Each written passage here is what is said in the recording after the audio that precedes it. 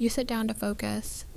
5 minutes later, you're checking your phone, scrolling, thinking about something else.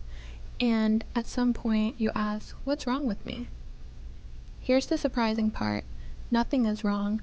Your brain is doing exactly what it was designed to do. And once you understand this, focus stops feeling like a fight. Welcome to Mindcraft, where psychology meets self-discipline. In the last video, we talked about overthinking. Today we go one layer deeper.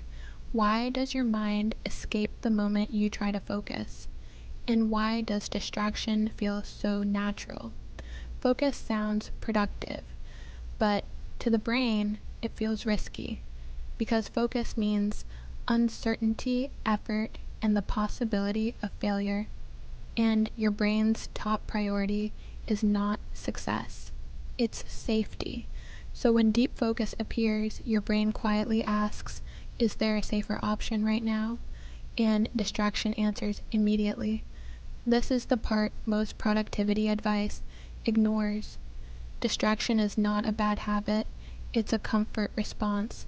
Scrolling, checking messages, switching tasks, these actions reduce uncertainty. They give your brain something predictable. That's why distraction feels relieving, even when it hurts you long term. Your brain chooses short-term comfort over long-term clarity. And this explains something important about willpower. This is why willpower doesn't work. You can't fight your brain all day.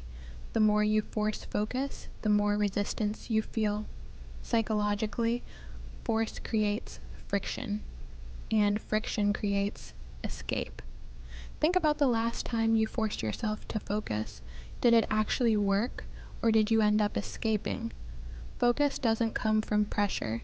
It comes from reducing mental threat.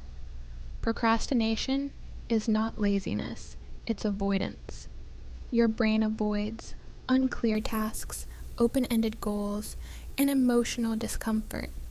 When a task feels vague, your brain delays, not because it can't do it, but because it doesn't feel safe starting. And this leads to a simple psychological fix. Psychology shows one key principle. The brain focuses when the task feels small, clear, and contained. Here's how to apply that. First, shrink the task. Don't work for an hour, work for 5 minutes. Second, define the finish line. Tell your brain when it can stop. Third, remove choice. Decide once, then act. Focus improves when uncertainty disappears. Your brain doesn't hate focus, it hates feeling exposed. When you reduce mental threat, focus becomes natural again, not through force, but through understanding. If this video helped you understand your mind, subscribe to Mindcraft. Here we don't fight the brain, we work with it to build focus, discipline, and clarity.